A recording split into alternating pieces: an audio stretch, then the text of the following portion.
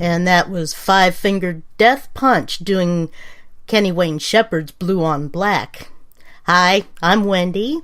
You're listening to Mystic Moon Cafe, and we had a rockin' intro music. So, good evening, everybody. Ooh, good evening. I'm June, Mystic Moon Cafe. It's so nice for you guys to be here with us and to listen to us tonight because we are going to have a really special show. But before that, Wendy, how was your wonderful week? Hopefully it was wonderful. Well, I had to give up that job that I got due to... What? Yeah. Oh, no. Yeah. Well, I kept getting car sick in the transport van. Oh, well, that might be a deterrent. I got voted off the island. Oh, no. Oh, well, right, yeah. Oh, well, I guess, they say it wasn't meant to be, Yep. Who knows what could have happened? Maybe that something was saving you from it, so...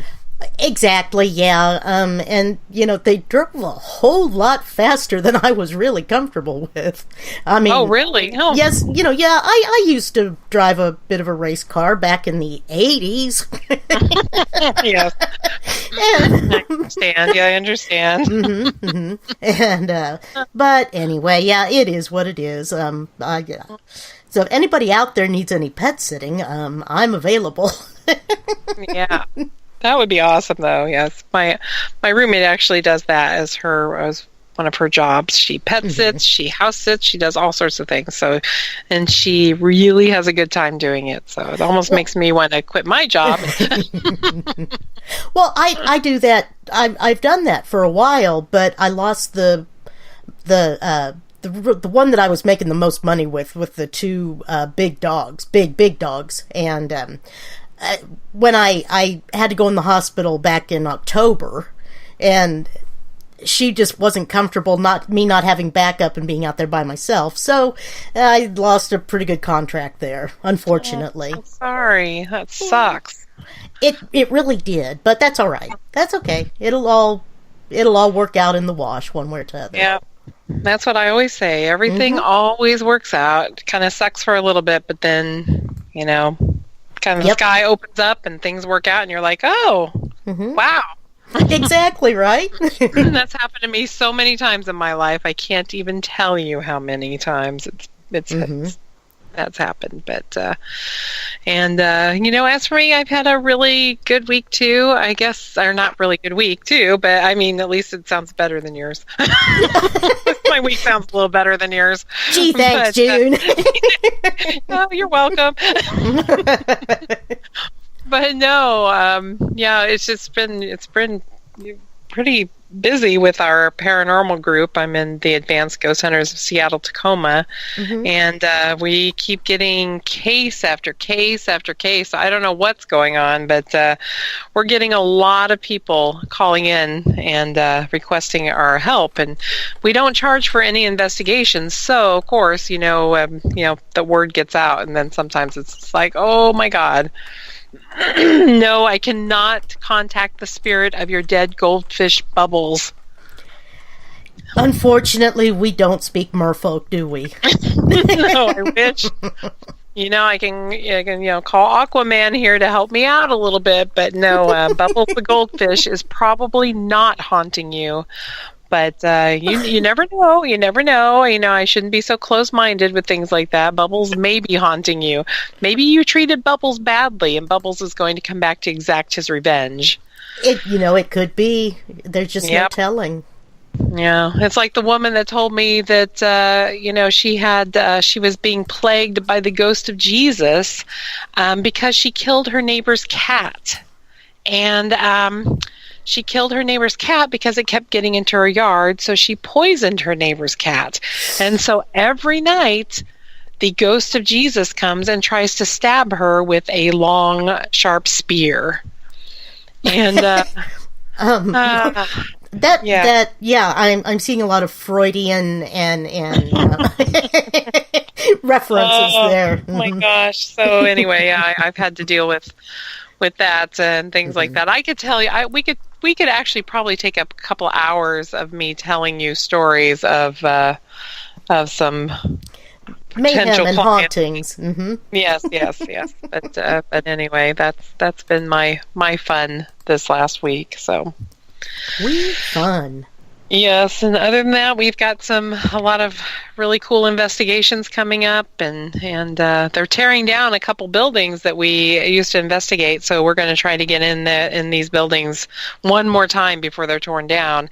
And it would be interesting to see after these buildings are torn down if the spirits are still lingering around in that area anyway. So no matter what they build in its place, to see if they're still going to have some ghostly activity there. So okay, it'll be very, very interesting. So so I'd really like to see that. But other than that, I am eager to see what's in store for us tonight. Well, tonight we welcome back Roman Delgado. Roman's a sorcerer, necromancer, and a conjure man.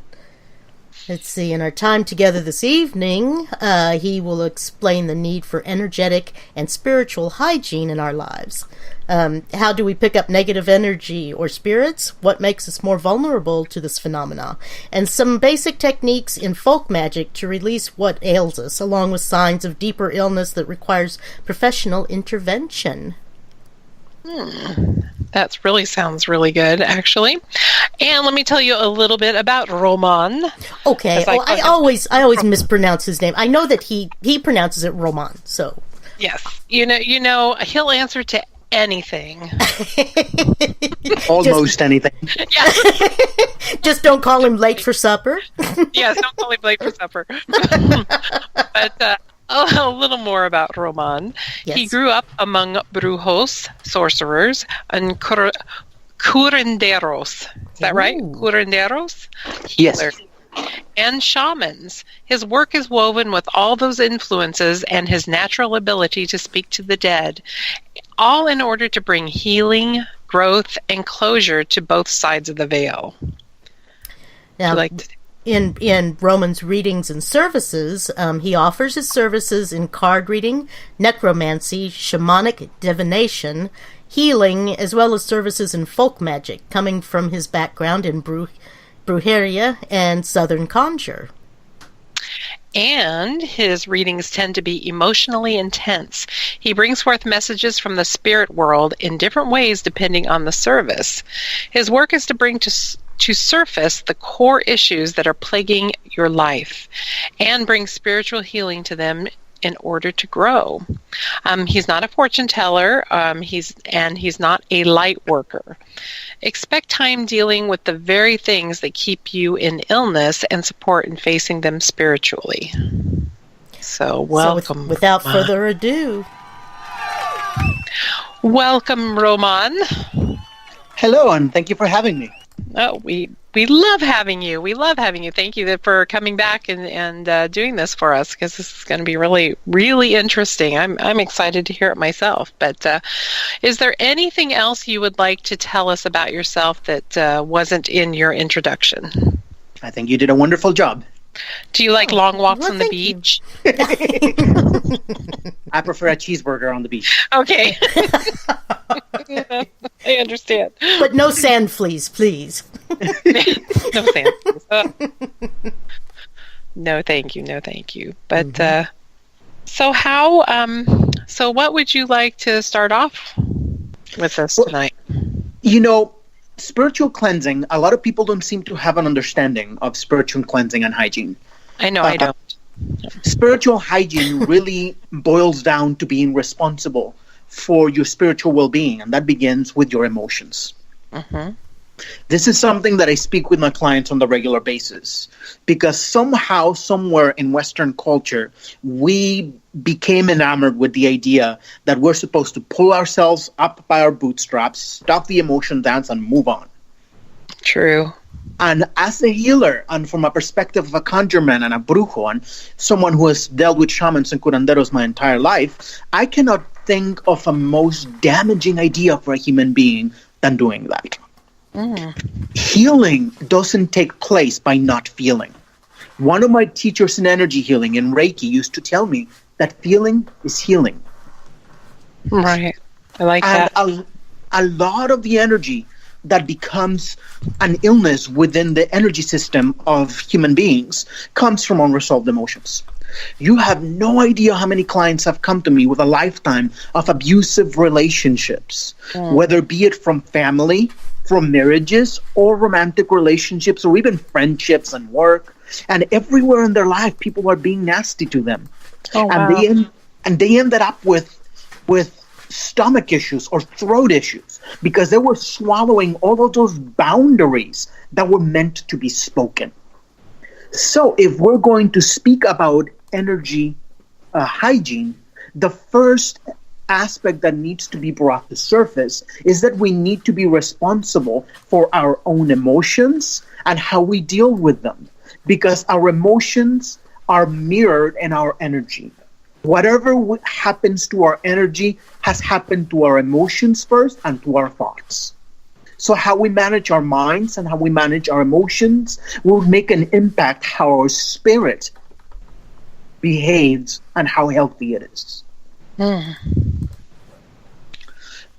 Now, when it comes to energetic cleansings, a lot of people have no idea how to take care of themselves. You know, most people don't know how to speak their emotions and their truth in a healthy, non-dramatic, I'm going to create drama for myself type of way. So they don't even know how to let go, much the less feel. But human civilization, before the advent of modern Western culture, has had a very lengthy history of cleansing. A good example of that would be the cleansing rituals of a lot of religions. I don't know if you ever seen videos or even visited churches where you have to wash your hands and feet before you enter the temple. That's true. That is a form of spiritual cleansing. There is the energy of baptism. Baptism, yes, it's an initiation into a spiritual tradition, but that energy of releasing the sins that you carry is a form of cleansing. Originally, in the Sumerian and Babylonian language, where the word sin comes from, sin meant going off track. Taking a side route that was never meant to be taken. So taking off the sins that you carry with you is letting go of that baggage of those wrong turns that you made. The sweat lodge rituals of the Native American people of the Americas are another form of spiritual cleansing. In that aspect, I've been inside a sauna more than one time when I went to massage school and into a steam room, and even that was cleansing. The idea of a cleansing ritual could be as simple as taking a bath if you do it properly. And I will talk about that here in a little bit. Oh, cool. That's really fascinating. Extremely, yes. Now, are there standard practices that you do in conjure and brujeria and the shamanic as well to help people with this? Well, in brujeria and in conjure they're both folk magic traditions born out of the struggles of the oppressed among the Americas. Conjure is from the southern parts of the United States. Brujeria is active throughout Latin America in many different flavors. And we share a common thread when it comes to cleansing, and that is baths. Spiritual baths that are ritualized. And they involve herbs and oils and candles and many ingredients that go into the bath. And I think one of the things I'm going to do here when we get in closer to the end of the show, you know, let me know like that I don't keep on rambling. And I will give you a very quick, very simple cleansing bath that will help you release. That sounds wonderful. Yeah, it does. I need that today. Excuse me. Yeah, I was just thinking, at first I thought you were saying cleansing bats. I see there are bats. Sorry. I was thinking that would be very difficult. That's not clean. Yes, it is the accent. The accent. No, sorry. Again. You have a wonderful accent. I find it amusing nowadays. But one thing I was going to ask you is, I know one thing you had said something about that you're not a light worker? What is that? In the New Age movement, there is a belief that the souls that have entered this world generationally in order to do spiritual work have made some type of contract with divinity and say, I'm going to come in this generation to help with this issue. Light workers are part of a specific generation with a very specific purpose. And most of them share a common belief that they are here to help raise the energetic vibration within humanity. You know, almost like the frequency that your soul vibrates to. Right. They believe that lower vibration energies are bad, and that humanity is supposed to evolve into something more high vibration, a higher pitch of energy. Now, that is not necessarily true for everyone. I am what we call a dark worker. And most people confuse that with some type of scary movie thing that, right. You deal with evil energy. No.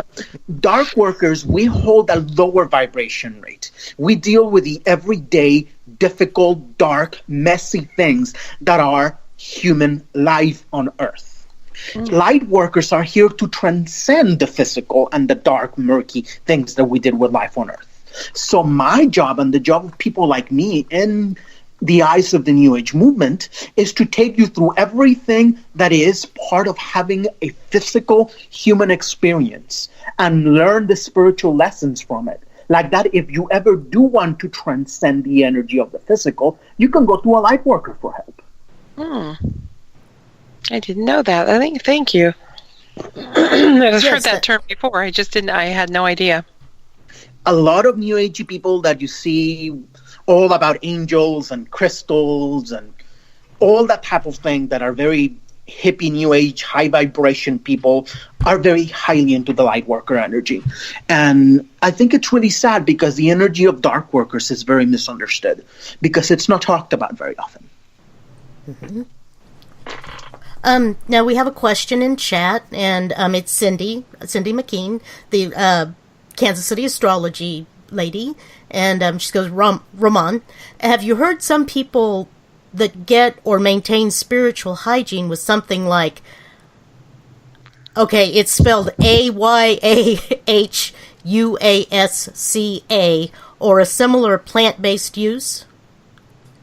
Now, plant-based medicine is something that has been used cross-culturally throughout many cultures. I don't work with that particular plant, but I work with other plants within my spiritual hygiene energy. Actually, lighting a stick of sage and having the smoke cleanse the negative energy like a lot of people do on TV, and it's very popular now. It's a form of plant medicine because you are working with the soul, the spirit of the plant. Plant medicine is making a partnership with the soul of a plant and asking it to do its spiritual work with you. Whatever it's good at and whatever it wants to help you with, that plant will help. Oh, wow. But it cannot be taken lightly. When you work with a plant, particularly hallucinogens that a lot of people do, like ayahuasca, wanting to go to do ayahuasca with the shamans in the Amazon, you are putting your very life on the hands of that plant. Oh, and if you do not respect it, if you do not have the relationship with that plant, it could come to harm. Now, go ahead, June, please. Oh, I was just going to say, so what kind of harm would it... I have known people who did hallucinogens wanting to have a psychedelic, shamanistic, spiritual experience that never came out of their trip. Oh, wow. That the plant took them. Interesting. Well, I could see the peyote and that type of plant taking you there. That would be that's their thing. I have a story from my family. My family being a family of Brujos and Brujas. Once somebody got married into the family, and this man came after being away for a while with a very large dried marijuana plant. And he goes, do you guys want some of this? I'm going to sell it, blah, blah, blah. And the matron of that branch of the family, because my family was big enough to have branches. And she goes, you're getting this marriage annulled tomorrow. Get out of my house. Immediately. Because he did not understand the power of that plant. If you ever go to any major metropolis in the country right now, you will find dozens of young men and women with signs saying, just want money for weed. Oh my goodness. My aunt told me at that moment, marijuana is one of the most powerful medicines you can find. She will give you the biggest pleasures the earth has to give, but her spirit is one of a jealous woman. In return for everything she does for you, you can have no one and nothing else that matters to you but her. Each plant is alive, and each of the medicine that it grants has its own price, because you're dealing with a living being. Right. So do you ask permission first? I mean, when you do want to use some of these plants, do you have to do like a little ritual journey. Or? Yes. I do shamanic journey. I beat my drum or my rattle, and I go into a trance, and I exit my body, and I go meet the spirit of this plant in the spirit world and ask it permission to work with it, and what does it want to work with me with. I make a deal with it. I revere it. I spend time with this plant in my home. I get close to it, yes. Does it ever tell you no? Most definitely. I was like wondering. Yeah. I cannot work with marijuana. I can't. It doesn't like me. Me either. I can't even do it for fun. It makes me very paranoid. Very paranoid. Very few people have what it takes to tame that energy, to dance with her and do it safely. Mm-hmm. But back on track. Yes. Yes. Now, the thing with energy cleansing and energy hygiene, I was always taught about how we become ill. In Conjure, we call a lot of and in Brujeria, we have specific names for illnesses. I think the ones that I'll talk about today, and this is the first one, will be called cross conditions. To be cross is to literally, in my personal interpretation of it, to be carrying a cross on your back for something. Those crosses are what block your path. They are what weighs you down and you cannot progress in life. I remember one day I was casting the bones for a client of mine, and all of the bones landed on top of each other, making crosses. And there were about, I think, 8-9 crosses in there, and I showed them to her. And I told her the energy that I was feeling from them and what they meant. And then she looked at me, and without me saying anything about cross conditions, she shed a tear, and she says, "Yes, Roman, those are the crosses I bear." Cross conditions can be acquired by us. They can be the things that we ourselves took on and we can't let go. That relationship that broke our heart 10 years ago that we cannot get over. That anger at our parents for being abusive. That anger at the world for not having the opportunity to achieve a specific dream. There are also the crosses that people hand to us. Those generational curses that come across in our lives that are patterns handed down generation after generation. I once had a client of mine, and I think I may have said this before in a podcast, I don't know which one. It says that I once had a client who came to me because every man in her family for the last 5 generations had died at the exact same age from cancer, and it was exactly the exact same type of cancer. Wow. Oh my word. That is a generational curse. That is a cross that has been passed down the generations. And I can talk in depth about that a little bit later, because that's the bulk of my work, generational curses. That is what people come to me the most for some reason. That is what I'm good at, apparently. And then there are the curses or the crosses we have that people willingly give us. And that can take the form of somebody being abusive to us and us taking in that energy and taking in that negativity and embracing it. Or it can literally be somebody doing like a hex or a spell or a ritual. But all of those things, we take them in, one way or the other. And I think that comes from the energy of wounding. Curses normally don't do much work unless there is a way for them to get in. And energetic illness is the same way. If there is a crack in your spiritual field, the aura that is like an energy egg that perfectly seals your soul inside to be happy, safe, and protected, if there's a hole in there, that's where illness gets in. And that's where curses get in and cross conditions get in. It's like an open wound that gets infected. And those infections are those repetitive thoughts and patterns that tell us that we are not enough, that we will never be loved, that we will never accomplish this, that we will never be good enough to meet the approval of a certain person, or many of the things that we tell ourselves in order to put ourselves down and make our life worse. And the first thing that always needs to be done is to clean out that wound, seal that hole. And those holes the holes are the problem most of the part, because they require a deeper level of intervention, because they are a dead giveaway of very deep levels of illness, such as soul loss and power loss. And that's shamanic illness. And that's a whole other thing. Oh, wow.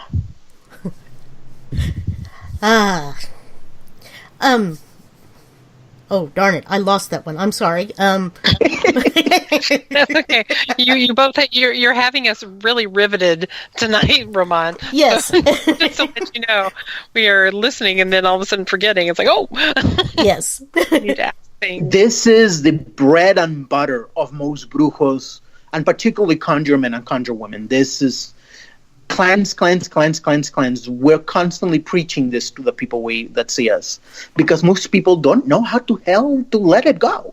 Mm-hmm. Right. You have no idea how many people come to me saying, I need you to curse this person because they're making my life miserable. And I just go, have you considered walking away? Have you considered setting a boundary and just, I don't need your drama? Right. I'm slowly but surely incorporating that. I've always believed it, but it's easier said than done. Right. Mm-hmm. You know, I tell my female clients all the time about this, and that is about the energy of the evil word. Both of you by now should know the evil word. It is the one word that every woman in Western culture has been taught that if she masters its power, she is the biggest B word that ever lived. And all of them break down crying when I make them say it and mean it. And it's a simple 2-letter word. No. Exactly. So much of what I am talking about here could be prevented if we simply allow ourselves to say no and lay down a boundary when somebody is mistreating us, at least as adults. When we're children, childhood wounds are another thing because we are defenseless. But as adults, being willing to say no is a huge part of energy hygiene. I don't want you to dump your emotional energy on me. You're toxic, and I can't help you with that. Right. Well, Cindy in the chat room is saying some of the strongest curses come from a parent. Agree or disagree with that? I agree with that. That's when I call generational curses. They come down the bloodline, and there are several types of generational curses.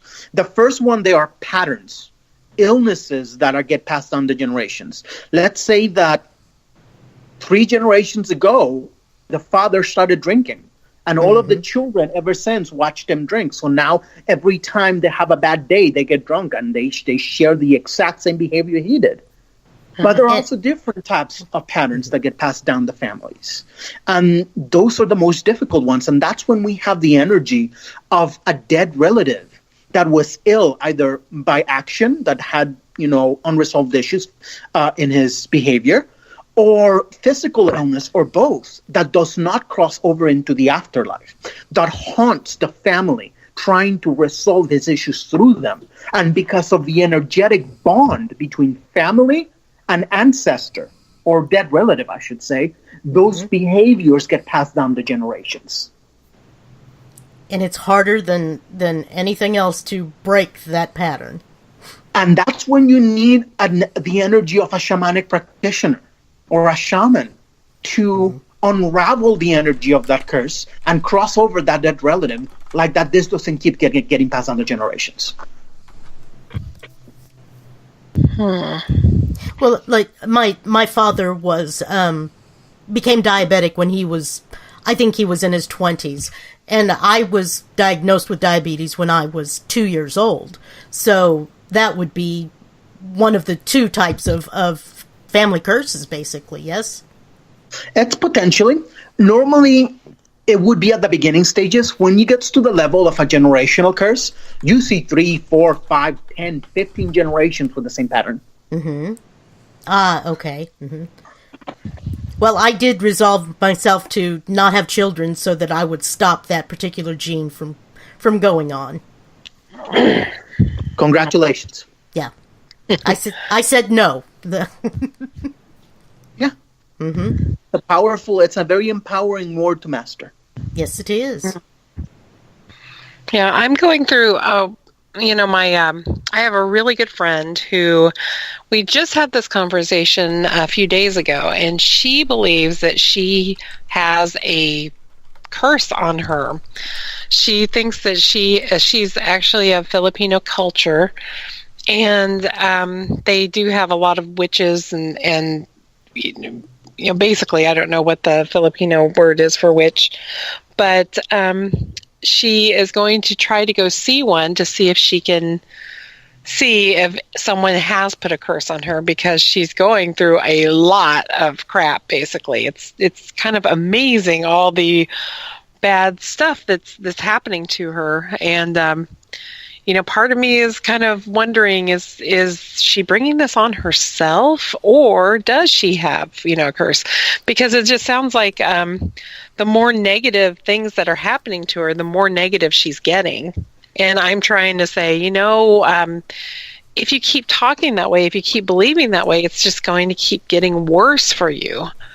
And I don't know, I have no advice to give her, but, I just am there to listen to her and everything else. But she thinks someone has cursed her, and she's convinced. It was Anton LaVey, the founder of the Church of Satan, one of the most prominent black magicians of the last 100 years, who said in an interview, one of the worst curses you could ever cast on anyone, especially a skeptic, is to go right up to them and tell them, I'm going to curse you, and never do anything else. Right, that's true. And anthropologists and psychologists have documented this type of behavior, and they've been nicknaming it voodoo death. And that's when somebody believes that they are cursed, and even though they are not, simply by believing it, manifest the symptoms of that curse. In order to be properly cursed by someone, the energy they are projecting has to, as I said, enter through a break in your defenses. So the second there is a break in those defenses, the second the curse takes effect. And the more weak your defenses become from the belief in the curse, the more of that negativity that come into you. A big part of being a healer is taking out the illness and sealing up those holes. Right. Now, Cindy says she's seen mothers envy their daughters and scuttle them. Is that a generational curse or personal? That is a personal curse. In Mexican culture, we have a spiritual illness called envidia, and it does literally translates to envy.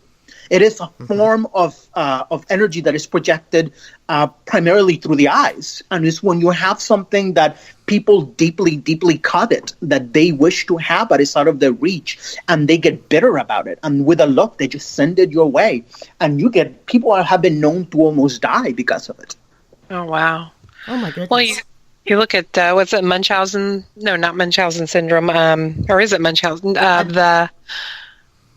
With that one story about that woman that made her daughter basically an invalid, and made everybody think that she was dying and sick in order to get all these free things, and she looks like the saint that's kind of having to heal her all the time and all that, and you find out there was absolutely nothing wrong with her, but she kept her basically under that control. I think it's called Mommy Dearest, or not Mommy Dearest, Deadly Dearest. Mommy Dead. Oh God, I can't remember. I believe you're right. Really Munchausen, though. Yeah. It's really a horrible story, but no, I was just kind of thinking that it sounds like that would be like the emotional, physically and emotionally and psychologically. Well, it goes far beyond that. People who are powerful of mind, whether they have spiritual knowledge to apply it or not, have the capability of making holds on the spiritual bodies of weaker people. Uh-huh. It is called, it's a power loss. They can steal your power. That power animal, the totem animal that shamans speak of all over the world, it can be stolen.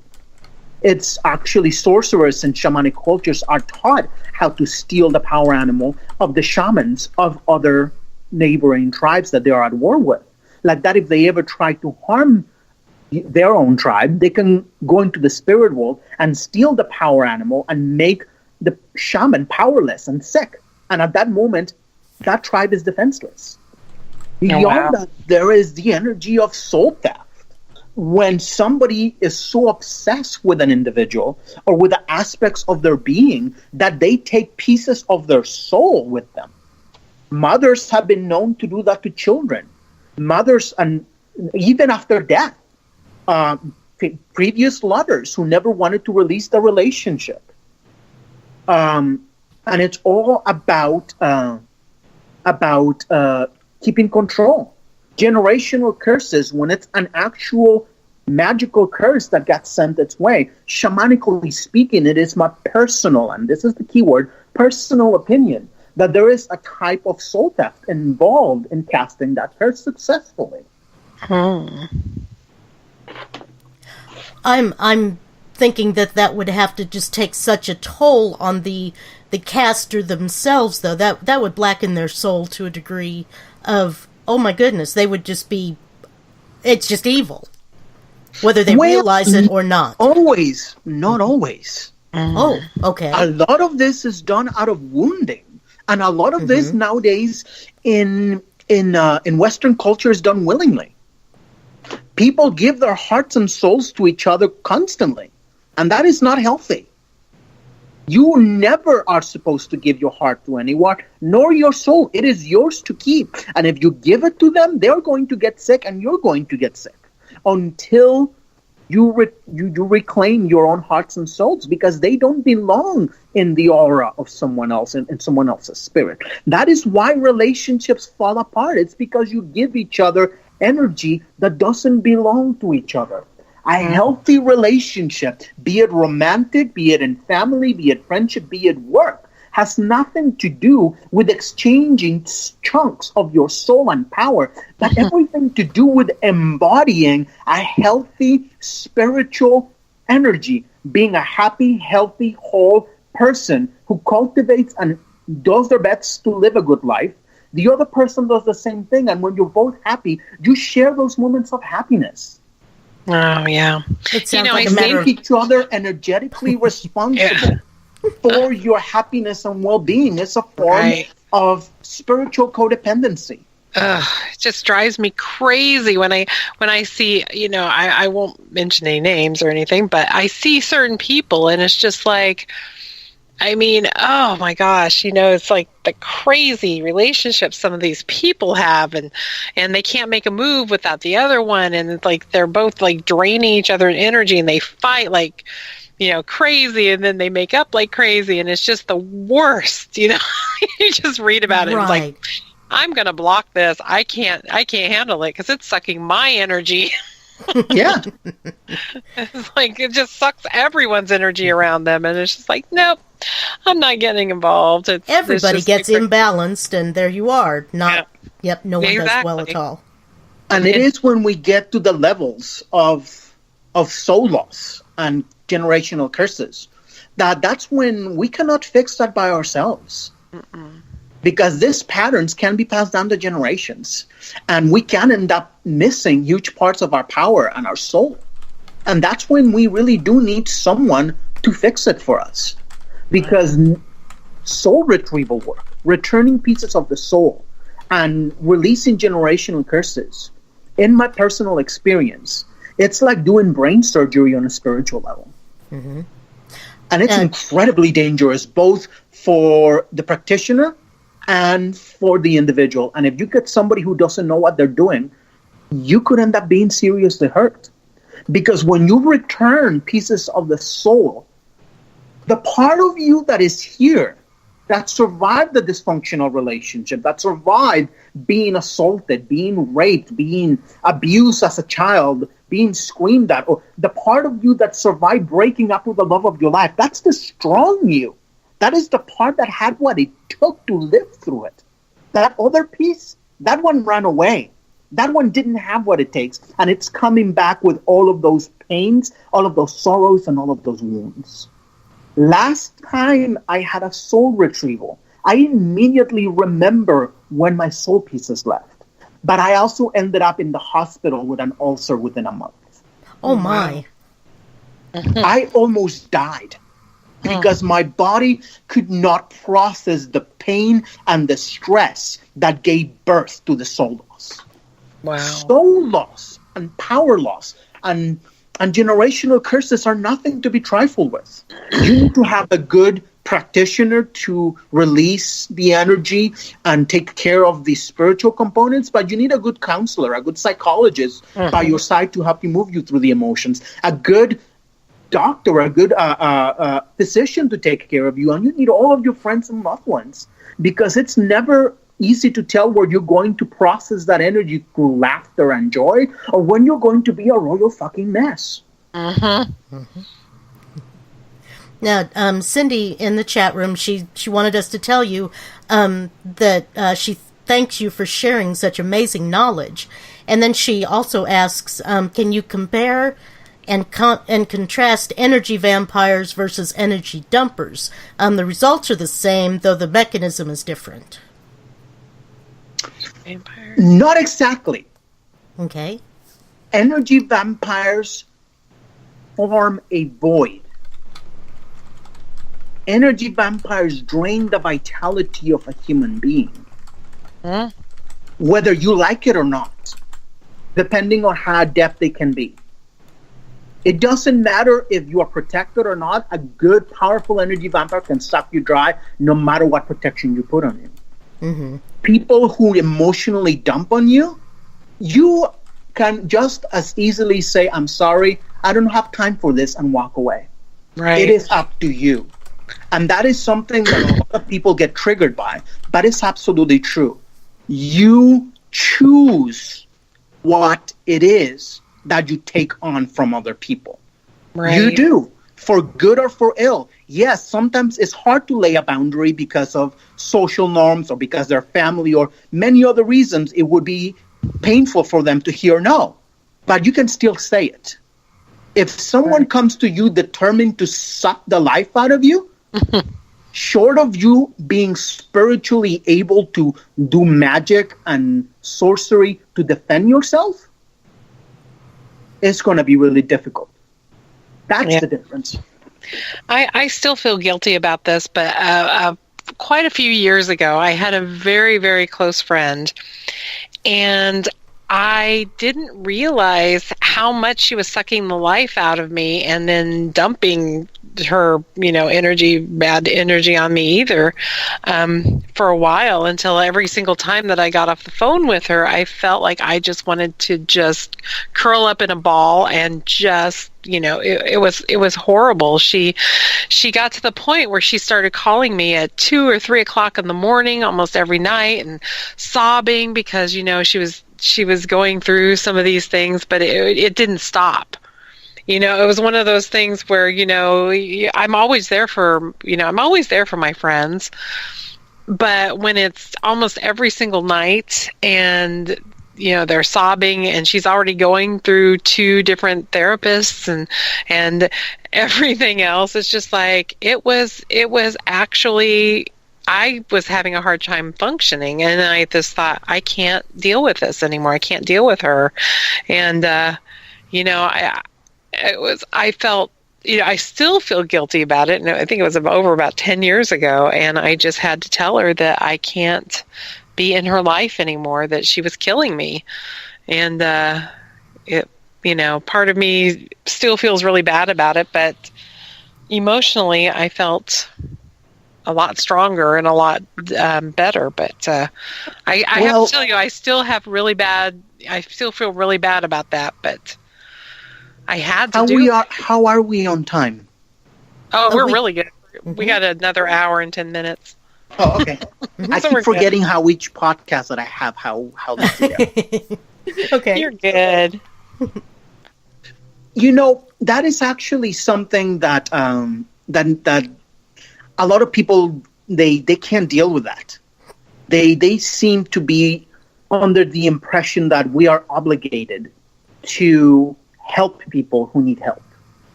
But here is a caveat that I tell all my clients. Here is the bubble burster. There is a very fine line between helping someone and being their enabler. Right. At what point do people keep coming to you, bringing drama, dumping their negativity on you that you cannot release because you don't know that much about energy cleansing?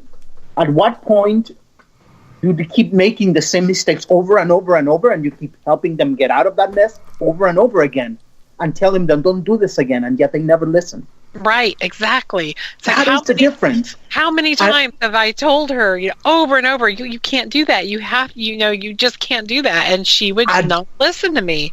And I've been that person. When I left the military, I was very wounded. And I wore my PTSD symptoms and my woundedness out like a shield.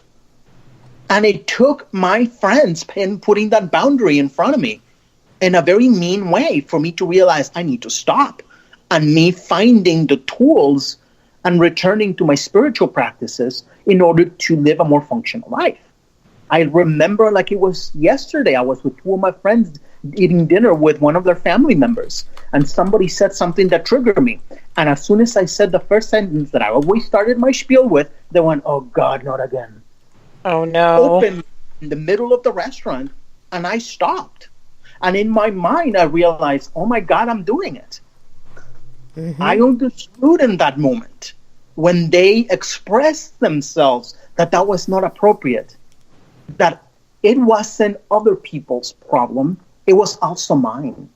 Because part of healing somebody's life is helping them take responsibility for their own healing. Right.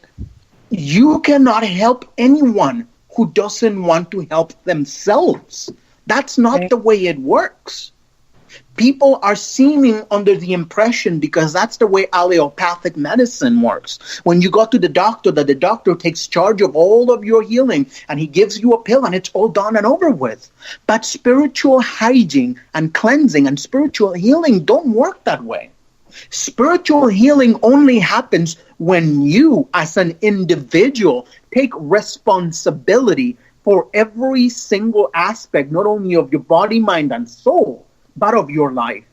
And realize that the only reason your life is continuing in the patterns that you've been living with for so long is because you have not changed yourself. Right. That's really true.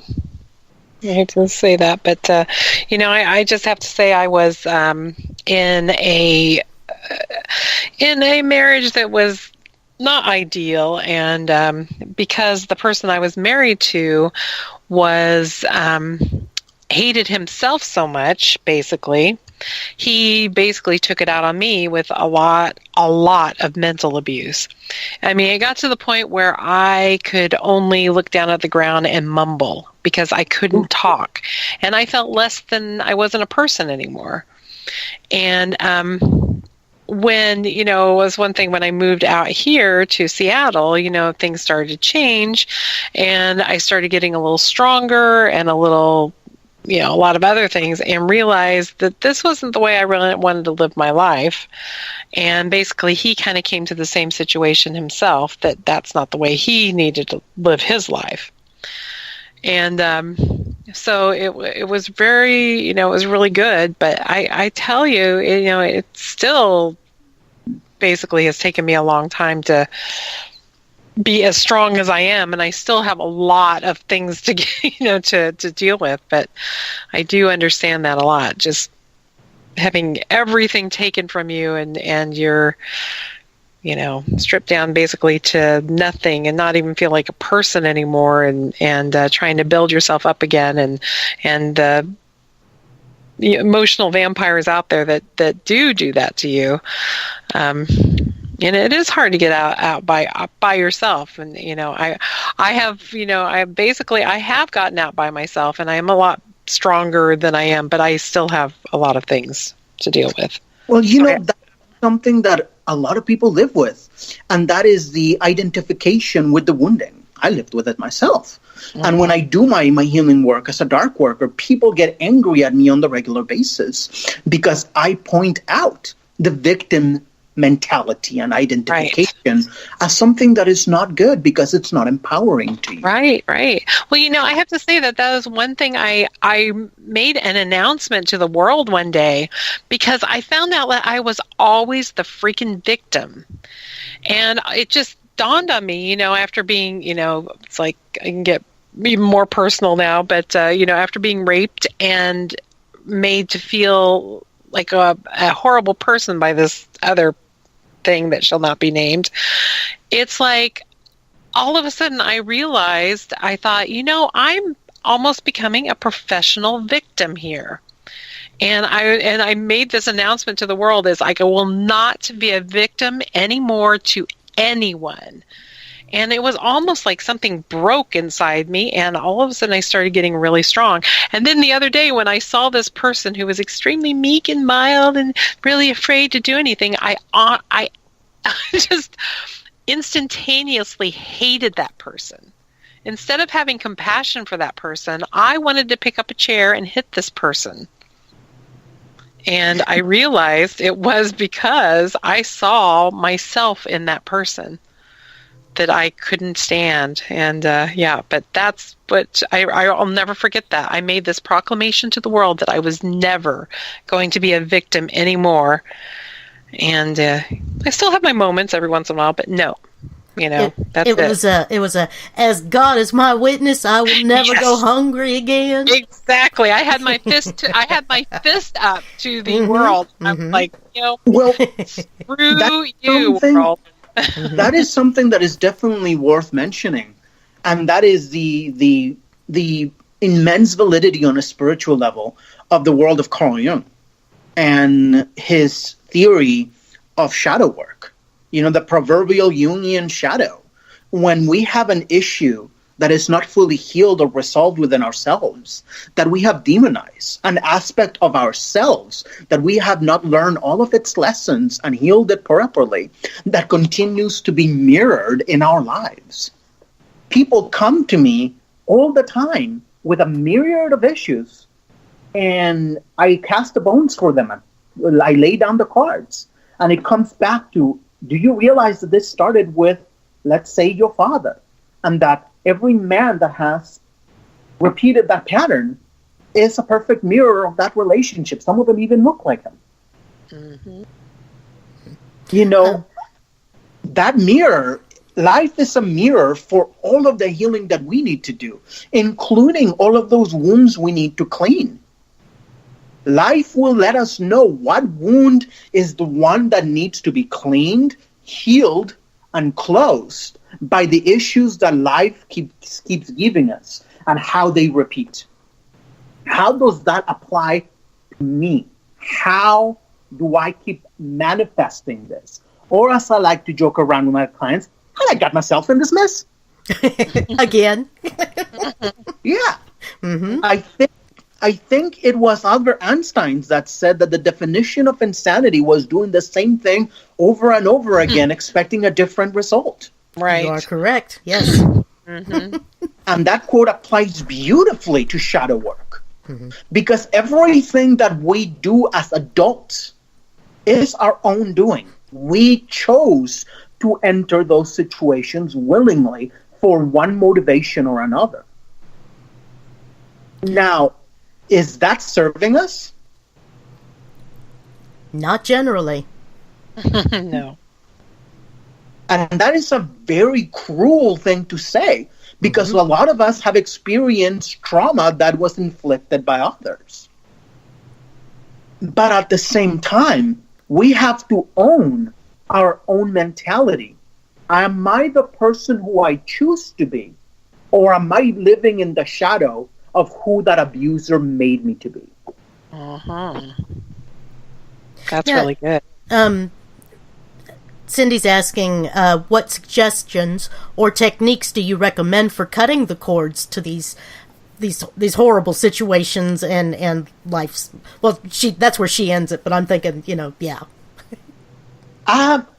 Depending on how bad it is, I suggest going to an energy healer who can do it for you. Mm-hmm. But if you don't have access to that, one of the best things growing up Catholic that I learned about that was working with Saint Michael.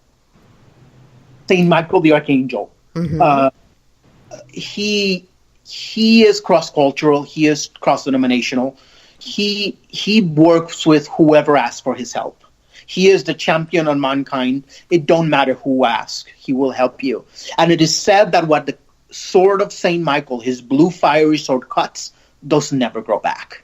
And it's normally saying a prayer for Saint Michael to cut the cords at both ends. Because that's what a lot of New Age healers get wrong. They cut it at one end and then they leave it. In that case, the cord reforms. When you cut it at both ends and then you say a prayer to a spirit that will help you heal, like the Archangel Raphael or Mother Mary, to heal the wound that it left behind, it can be very healing. I had a friend of mine who was in a very toxic relationship that had lasted for a few months. And he goes, this woman won't let me go, and I can't let her go either. It's like, can you do some of your weird witchcraft, juju, whatever the fuck you call it? Mm-hmm. And we were right outside a bar, and he goes, just let me try something. And I visualized my hand as the sword of Saint Michael, with Saint Michael standing behind me, wielding the sword. And I cut the cord that I saw in his aura leading to that woman. And then I visualized her, and I cut it in the other end. 5 minutes later, she called him to break up with him. Wow. That's pretty cool. Definitely, yes. But something is to be told about cord cutting is that you always need to heal the wound left behind by the cord. Otherwise, it's going to bleed to death. That's another open wound that can get infected. Mm-hmm. Or that a spirit can nest into. Because that's how spirits get into people too, through holes in the aura. That's part of possession. Sure. Possession, a lot of bigger spirits, more harmful spirits, tend to lay siege to the spiritual fortress of a human being until they break them and they can get in through the cracks that they themselves made.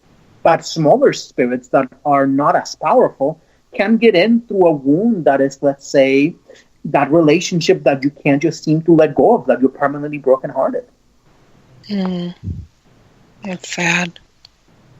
And there are other ways to do it. I had a client, and this client of mine, I'm not going to say much. This person came to me where I met Miss June. And I'm not going to go into the depths because I don't want to reveal the identity of this person. Sure. But this person stumbled down the steps, and he says, I heard a voice inside my head that if I don't come down here and ask for help from the psychic working here, I'm going to die. And I'm feeling myself fading. And he came to me for a month, once a week. And I had to remove so many spirits out of him. And it turned out that he was a sensitive. And he kept medicating his spiritual abilities with alcohol and drugs. And every time he was beside himself spiritually because of inebriation, something stepped in. Oh my goodness. This is something people don't understand. That's why they are called spirits. You are putting your hands on the energy of that drug anytime, whether it's a plant, alcohol, synthetic, whatever. Mm-hmm. Those entities gain control over you, and they make a void in your spiritual field. And unless you know how to protect yourself while intoxicated in a spiritual level, you are wide open for possession. And if you're a sensitive, oh my God, it's like moths to a flame. My. Now, Roman, what happens to the discarded cord? Cindy's asking. That discarded cords are normally thrown into the earth to be recycled, into the core of the earth, the molten lava, to be burned there and released again as energy. That's where I generally, if I'm grounding and centering, that's where I send all of the negative energies that I can down through the tube to be burned away. Yeah, one thing that I will suggest when you're grounding and centering, immediately after you're done, pull up energy from the core of the earth or whatever you feel is your favorite source of clean, powerful, healthy energy, and create a healthy bubble out around your personal space that no one and nothing can cross. Like that, if people do dump their negativity on you, it just bounces off the bubble. Oh, nice. Lovely suggestion. Thank you. It's called shielding. Sure. And it's very common in witchcraft and in neo-paganism and in Wicca. Well, it's good to have in life in general, really. Yeah. Right. A lot of people that I've known like to breathe in the energy of the molten core of the earth and watching it expand into the outer areas of their personal space, into their aura, and strengthening their own natural aura. So strong that it is more than normal strong, that nothing can get in. But one thing to talk about shielding, okay, because there are going to be people who listen to this who do shielding all the time. You need to be able to make your shield permeable to good things. Sure. Because if you shut everything out, you're also going to shut away the people you love and who love you. You're going to shut away blessings. You're going to shut away everything. You have to willingly, you have to master your focus and your will to only keep out the bad things. And that's difficult. It is. Once again, achieving balance. Yeah, exactly. You know, it sounds like there's a lot of visualization in this, and then the belief in that I can't say visualization, the strong belief in it, and you know, that's so hard when you try to visualize these things. But you know, I was just thinking that's one thing too. You know, the minute that I get on a healthy eating plan and I start getting the food and gear and I'm exercising, everything's going really well. It's like if I get a curb on that addiction, then all of a sudden I start shopping a lot. It's like all of a sudden that addiction goes to this other addiction of my, you know, shopping and start Amazon addiction. And then if I get a curb on that, then all of a sudden it goes to, you know, some other weird addiction. And it's just like, okay, this, you know, it's like I have to get this under control. And, you know, I think that really... Ms. June? Yes. May I burst the bubble?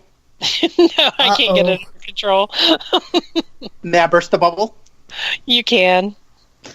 I will suggest finding supportive people who will help you when you get that impulse to not shop or to not enjoy any of the other addictions and feel as bad as you can. Because the core issue is not the addiction. The core issue is what you're medicating from, what you're avoiding feeling by medicating. I understand that. Your counselor. That's when you talk to your counselors. That's when you go out with your girlfriends or your gays or whoever you hang out with and just have a really good night venting. And you go, oh my God, that's why I do this. I had, for example, this is a personal, because we all done a couple of personal examples from. So my personal addiction is junk food. You know, I eat hamburgers like they're going out of business. I remember those 7-Eleven 5 minutes from now. Nobody else is going to serve another hamburger if I know they eat 3 or 4 of them right now. But I come to the realization that I eat them when I think of a very specific relationship I've had that lasted a very long time and was very dysfunctional and ended badly. And instead of working through the grief of letting that relationship go, I go to McDonald's. And that is when we go back circling to what I said at the beginning. Feeling is healing. It's because we are stopping ourselves from feeling that we are perpetuating that cycle. Feel it, felt it, let it go. That's Right. my mantra. I like that. Feel it, felt it, let it go. Precisely. I need to have that as my mantra every day. Feeling is healing is from my teacher and my own personal. Feel it, felt it, let it go. Or if you're a canine, sniff it, eat it, or pee on it. Walk away. That's good. I like that. Just pee on it and walk away. That's right. You don't even have to be a canine if that. That's true. Just pee Well, on it. actually, walk there was away. this one time with a hydrant in front of the bar. I'm joking. Right. Or are you? I like that. Are you the dog or the hydrant? So there. Exactly. Yes. Okay, this conversation is getting way into the wrong area. But it's true. Are you the dog or the hydrant? Yes. Well, that's life, isn't it? And Yeah, it's all it about is. boundaries. Yes, it is. I It's all intend to about be the doggy. I'm going to pee on anyone I want. No, I'm just kidding. Sorry. I'll stop now. Okay. Sorry. I got us on that track. I apologize. It's okay. My dog is laying on the bed beside me laughing at me, so, it's all good. So, Roman, tell us, I mean, some good, I guess you'd say, cleansing techniques or some good techniques Okay. to help with When water. the first thing to do when we feel ourselves plagued with negativity is the realization that it is not only our own selves, but every aspect of our lives that tends to be permeated by negativity. So when I feel my life is not going properly, the first thing I need to do is clean the living hell out of my home. Yeah. Like somebody famous is coming over for dinner and they're giving me money if it's clean. I always Because- feel so good when everything is clean and spick and span. I feel so much better. So I Because can understand. clutter, I think that as a ghost hunter, you will attest to this, that clutter hangs on to negative Oh yes. feeling type of vibrations and energy. Oh. And God forbid. So I always clean the living crud out of my apartment, and I do things like use specific types of cleansers that are known to clean off negative energy. One of my favorite things that I learned from my teacher, and if she's listening to this, Mama Star, thank you for teaching me the big majority, pretty much everything that I know about conjure as an adult, is ammonia. Ammonia is a cleanser that it's so powerful that when you put a tiny bit of ammonia in your cleaner for your floors and your counters and your walls, maybe just 2 capfuls from the bottle, and that's it. It will reset the energy of your home to factory settings. No Really? blessings, no negativity, nothing. Hmm. I like throwing a very fine salt from time to time, very small amounts around the apartment and the carpet. Not so much because it damages the vacuum, but tiny little bits, asking that the salt absorbs the negativity, then I vacuum it out and put it in the garbage. Then after I do the dishes, the laundry, and get rid of the clutter, I get on my knees and I scrub my floors with a combination of pine sol and ammonia. Wow. Then I scrub the counters. Then I scrub the walls. And one thing that most people don't scrub is their front doors. All of the people with good intentions or bad has to cross through those doors. So if you ever had anyone who brought you negativity, they brought it in through that door. So you cleanse that out. I was taught to cleanse from the back of the house and out the front door. Oh. And do you leave the front door or a window or something open so that it has a freer Yes, ma'am. path out. Close everything up but the front door and cleanse the front door last. And that's when I take my holy oil and I put the symbols of my faith on all the doors and window seals. I remember when I first moved into this apartment, I had issues with a friend of mine who was a friend of mine for a long time, and that friendship was suffering a great deal, and it was very stressful. I mean, I could barely move from the stress. It was painful, and I had just released about a year prior that relationship of 14 years. And I did one of those cleansing as soon as I unpacked. And I remember when I finished, I broke down crying on my knees, and I said their names, friend, boyfriend, you don't live here anymore. Right. That level of clean is where you first need to get to with your home.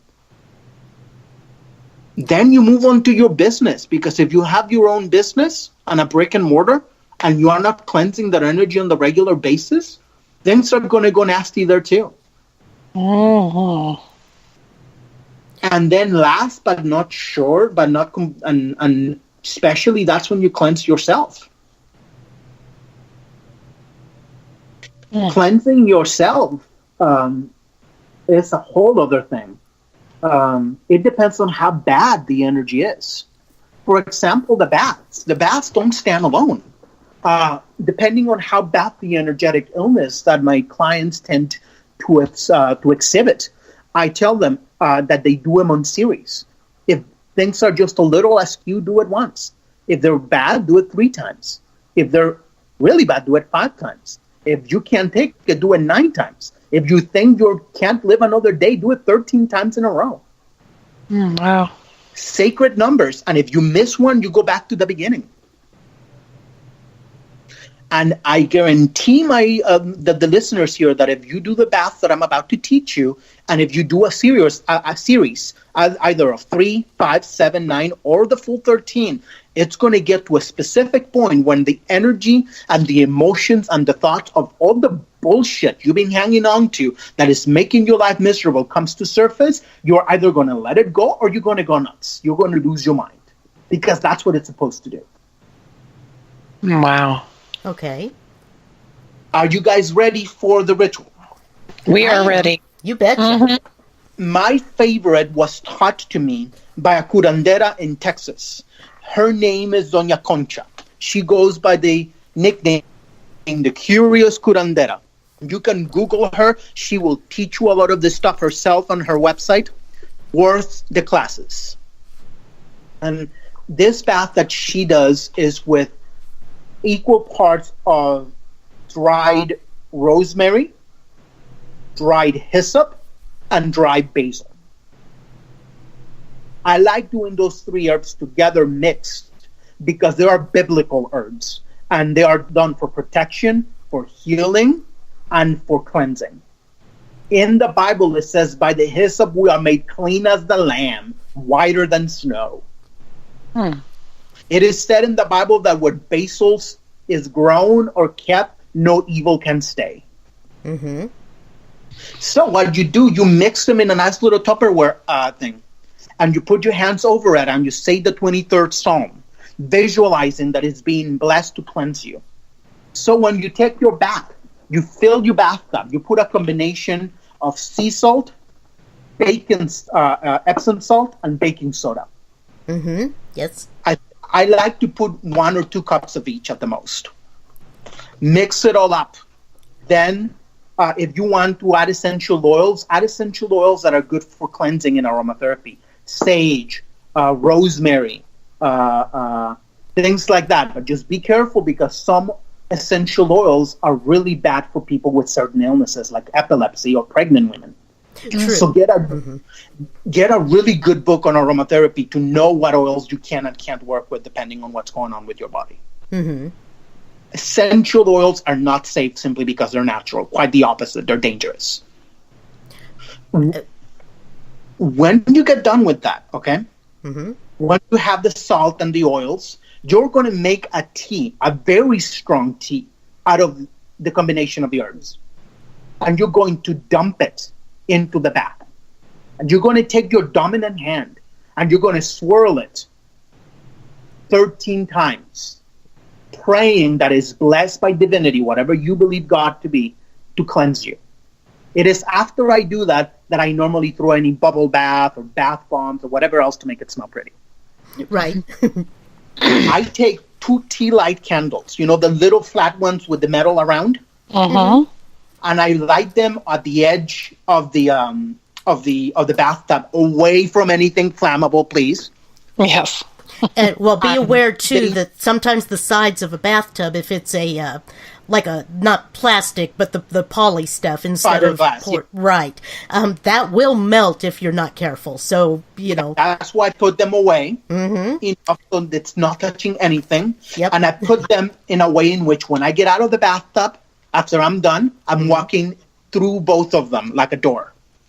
Ooh, and what I do in the bath is that I make up a prayer. I have my own prayer that the spirits and some of my family have given me. You can make up your prayer. Let's say that you are praying to Jesus to cleanse you from all of your baggage from previous relationships. Okay. Get the water in your hand and brush yourself downward from head to toe 13 times, repeating that prayer from the bottom of your heart. Completely, like you're bawling because you just want it off. Get it off. It's nasty. I don't need it anymore. Okay. When you are done with that, you're going to take a cup of the water, and if you're going to do a series of baths, you're going to put it in your sacred space. Whatever place for you is where you go to meditate, to pray. Maybe it could be that you have a table with a picture or a crucifix hanging on the wall behind it. Put it there and say a prayer that this is what you're working on. And on the next bath, you drop it back into the bath together with everything else. And you do that every day for the series, 3, 5, 7, 9, or even 13 days. On the last day, when you get out, you don't, and this is important, okay, never towel dry when you're doing a spiritual bath. Always air dry. And then remember, when you're done with the last bath of the series, either throw the water over your left shoulder into a crossroads or flush it down the toilet if you cannot go to one. Saying that whatever the bath could not take off, that the water goes with that cup of water. Now, it is very important to remind everyone, when you're doing a cleansing bath, you wash downwards, never up and down, and never back up, because you're taking things off. Okay? You're shedding. Now, you're letting it go, like, you, get it off, get it off. Oh, spiders, yes. When you're dry, after you dry off from air drying every day, after every bath, you're going to take some holy oil and you're going to anoint yourself in whichever form your religion does it. Okay. My teachers have taught me a few different ways how to do it. I'm not going to go into that because that's deeper into their material. And if people want to learn more about this, they can talk to Mama Star on her website, oldstyleconjure.com, or to Doña Concha. Just Google Curious Curandera, and she will teach you that. Because that's their teachings. I have no right to be teaching other people's teachings. I maybe doing the bath here probably is crossing a little bit of a line, but I gave her credit. Yes, you did. Yes. So you anoint yourself, praying that what you let go doesn't come back. Now, when people cleanse themselves, that leaves a hole. Never, ever cleanse and protect without bringing something back. So let's say that you did 3 baths to get rid of nasty relationship baggage. Do a 4th bath and put the salts, and instead of putting put herbs in it, not the hyssop, rue, and basil, but let's say that you can put rose petals and vanilla extract and milk, and you wash yourself upward, praying for love to return into your life that is always healthy. Because here is the thing that most people don't realize who are magical workers, because this type of knowledge is getting lost. And I realized this early in my life. When you banish something, when you clean something, and you don't put a blessing in the place that it left empty, you are leaving a bleeding, festering, open wound to get infected again. Oh. It is the same thing with haunted houses. When you do a house clearing, you always call the priest or the preacher or the clergyman of that family's religion to do a blessing on the house. Right. And fill it with good things afterwards. Interesting. Now, do you have any recipes for the holy oil you were talking of anointing ourselves with? You know, Mama Star taught me that a lot of conjure people in the old days used to just take a bottle of olive oil, rip out the 23rd Psalm, put it into the bottle of olive oil, and pray the 23rd Psalm over it. And that was like a overall, conjure oil, that it's the intent behind it, that the power that you prayed into. Okay. That works. A lot of spiritual shops carry anointing oil. You can actually get a lot of Christian denominations actually will give you anointing oil. The preacher, if you're telling them that you want to do some healing at home, you could ask your preacher, see if he gives you some of the holy oil that they use at church. Oh, absolutely. I've seen it done. I've done it myself. And they did give me a little bit. Very good. So what about people who are more, I guess you'd say, spiritual than religious, that have a certain religion? It's like, I mean, would you said, basically a prayer of intent. I mean, would basically any oil that you intently kind of say your own prayer over? Here is the caveat, okay? Here is the thing with this level of cleansing is that when you get to the level when you need to do a bath or do something ritually to get rid of negativity, you need to put a lot of power behind it. Your own source of power has to be more strong than the illness. So if you don't believe, your own will to get better needs to be stronger than all of the bullshit you live through. That's good. I like that. So that's when I question my clients. You need something to believe in, or are you stubborn enough to just get over it on your own? Right. And it's the same thing with spirits. Any people who has encountered a haunted house or a haunted family or someone who's possessed will tell you that a big part of releasing those spirits is saying, you don't belong here. This is my space. This is my home. This is my family, or this is my body. Right. Catholics, I was raised Catholic. We will tell you that if a priest who's doing an exorcism does not have enough faith in God, and his faith is not stronger than the demon he's exorcising, he's dead meat. Yep. We've seen that in many movies. And it's not necessarily purely from connection to divinity. It is also the unshakable energy, that impermeable aura, that confidence in your belief and in your own power or source of power creates. Yep.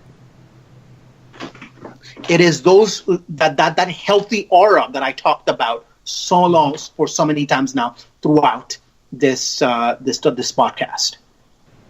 Right. And it's really hard to have that when your life has been beating you down, up and down your entire life, and everything's been going wrong, and you have nothing left to believe in. Something has to click to either make you stubborn and stronger than anything else to pull through it, or like the vast majority of people whose life has been hell, and they turn around because they found Jesus, because they found something to believe in, something to tap into, to give them faith and power to move through those things. That's true.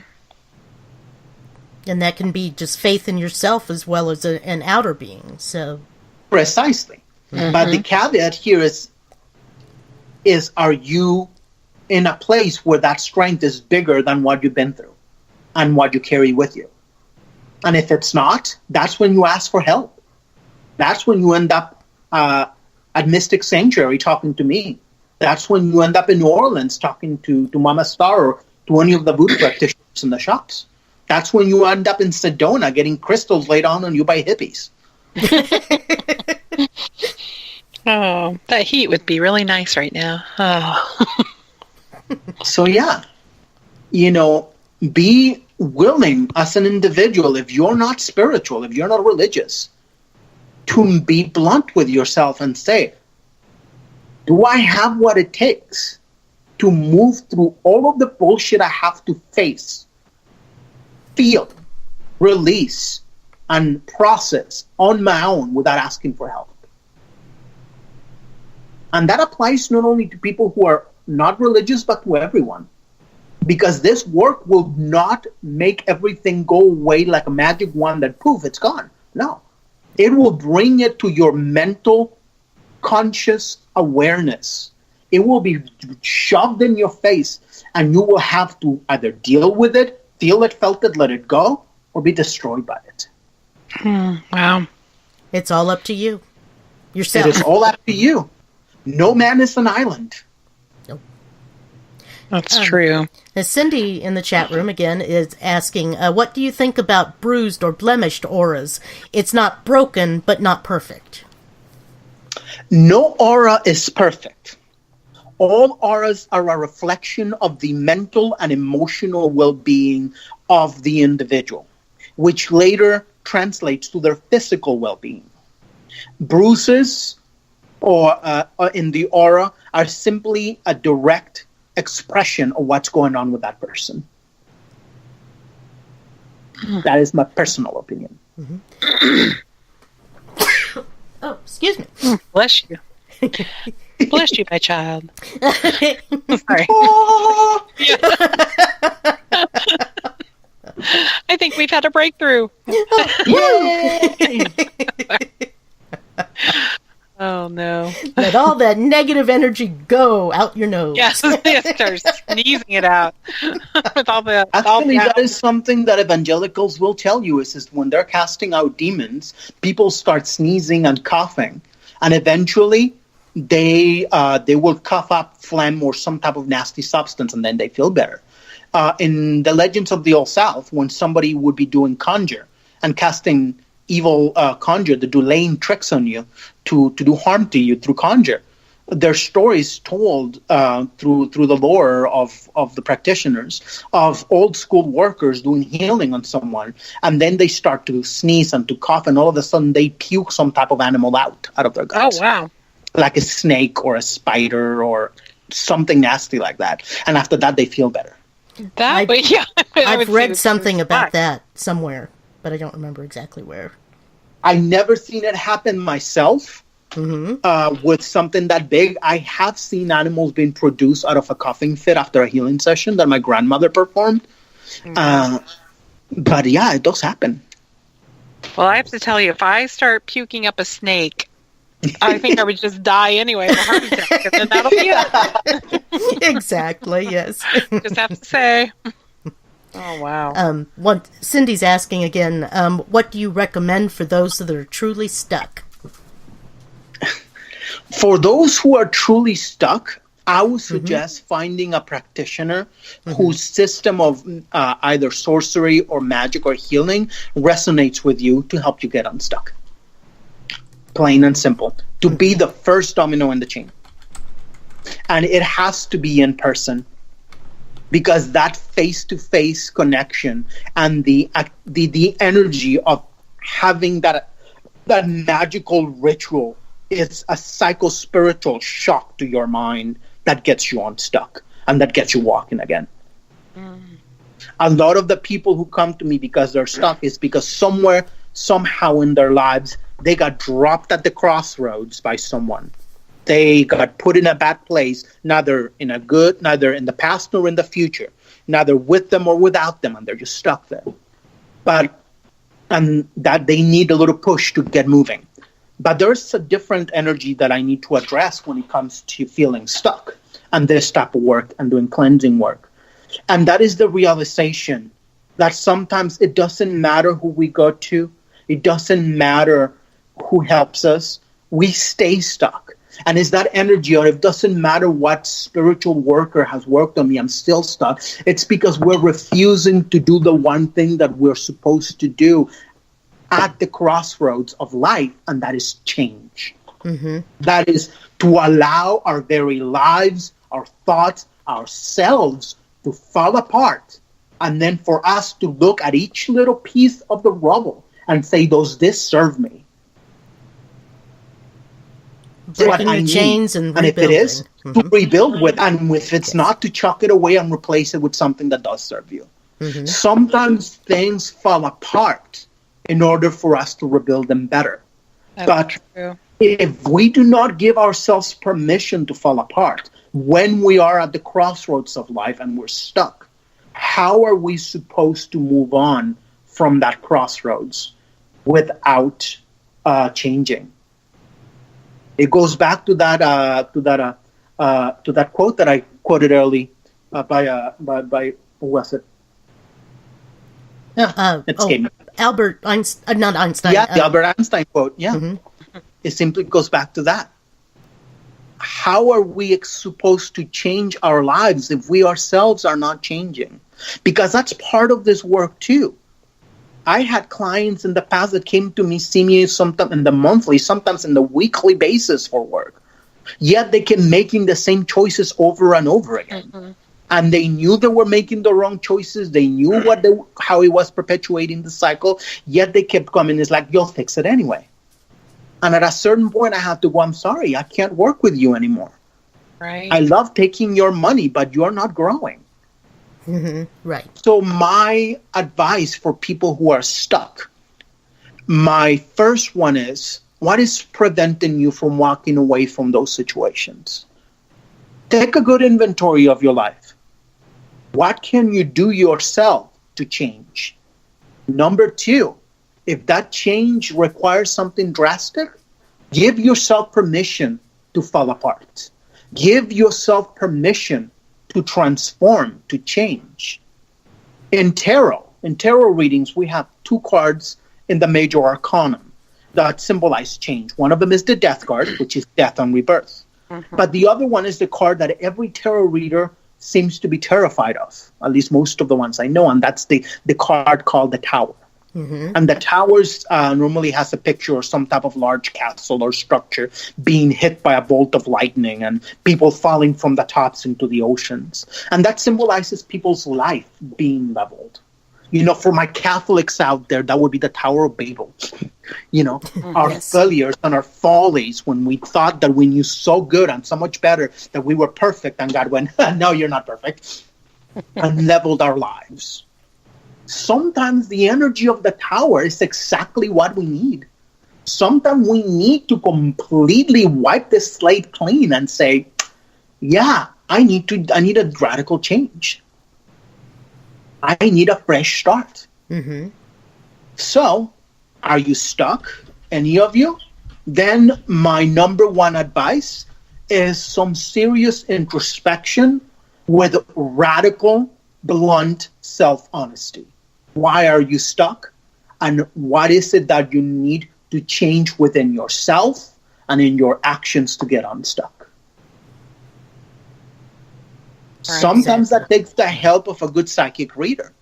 Sometimes it just takes a set of margaritas with your best friend. Right. Yeah, it can be, it's not complicated. It's just hard to do. It is very hard. Yes. It took me 14 years to let go of that relationship. And when I did, I'm growing more than I have, and I'm happier than I have been decades. Fantastic. Yet I have to make room for that growth by letting him go. Yes. Mm-hmm. And allow yourself to be happy. Yep.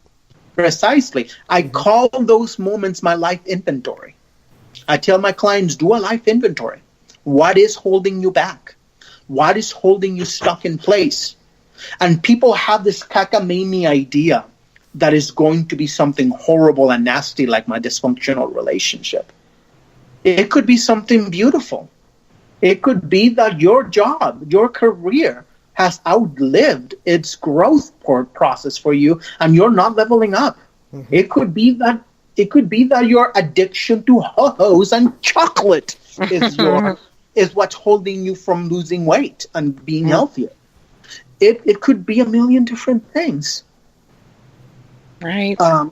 I have a magical working that might help, but I want to give you the warning about this magical working, about this, that once you do it, it's not going back. And it's very subtle at first. But once you do it, down the line in time, a year or 2 years later, your life will be so different that you don't know how that happened. And you will blame this magical working. And things that you loved, treasured, and kept sacred to you will be gone. Whether they were good for you or bad for you. Whatever's holding you back will be gone. But it's going to be difficult, and it's going to be... It's the magical way of entering the energy of the tower for my period. Of wiping the slate clean. Mm-hmm. Are you all ready for that one? You bet. That's right. Let's go for you it. have to. Let's go for it. I don't know where I got this working from. If there's an author out there who's listening to this podcast now or will later, who wrote it in their book and I read it and I didn't remember, I apologize. I read a lot, and it could be that it got lost in the bibliography of my mind. But I have that same problem. Yes. If it is yours, and I'm corrected later, I will do my best to give you credit in the future. And I call this working the chains of St. Peter.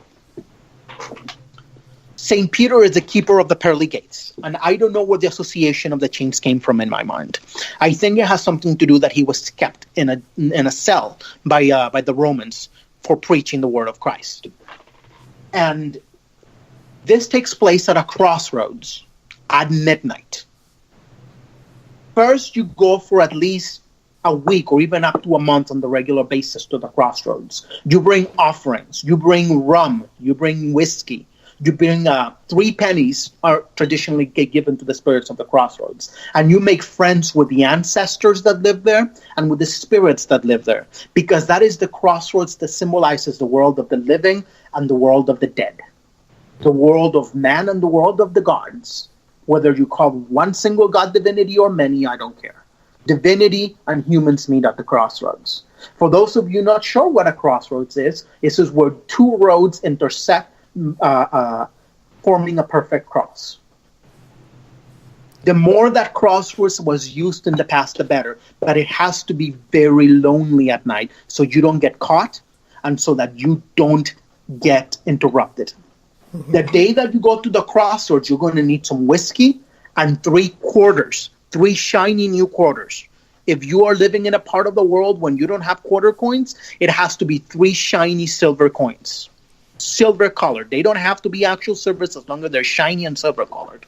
You're going to need a chain, especially if it's a piece of jewelry that broke on you. It has to be a broken chain.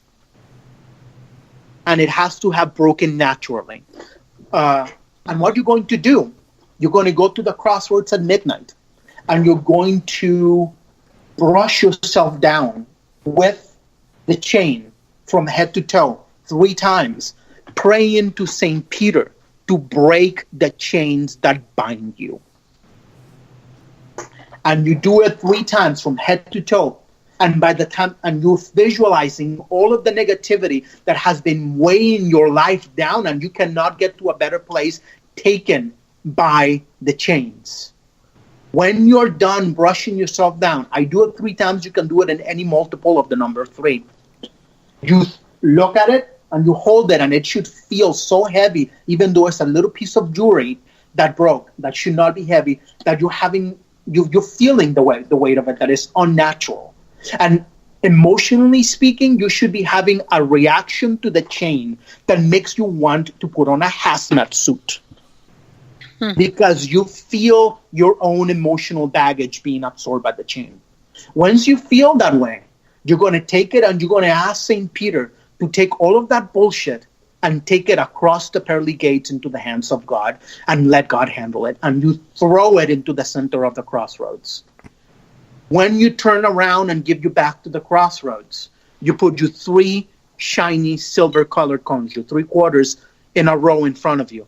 You pour a little whiskey on the curb to say thanks, and you walk across over the silver coins, imagining that you're walking out of heaven and out of the pearly gates, and you walk far away from that crossroads, and you don't come back. Very powerful. It is a powerful working that will change your life. Every time I've done it, and to every person that they've done it, that I've given it to, and they perform that, their lives are different. And the more time goes by, the more they grow and they prosper and they succeed. I will warn you, if you resist the need to let go of what no longer serves you, whether you love it or hate those things, your life will get worse. Because at that moment when you cast the chains of St. Peter into the crossroads, you are giving it all to God, and it's not your choice anymore. You have agreed that whatever it is, whether it's something you treasure as the best thing in your life, or whether it's something you hate as the worst thing in your life, you're saying, God, get rid of it. It could be your marriage, it could be your job, it could be your house, it could be anything. You could end up living in Hong Kong, serving as a bartender at a karaoke bar that you own yourself. And you used to be a nun in Connecticut. That's extreme, but that is awesome. It is that it can get to that level. Now, I'm curious. Now, there's the lore of the Crossroads demons. Can they break into this ceremony? Is there any danger of anything like that happening? Well, it depends on who you call on.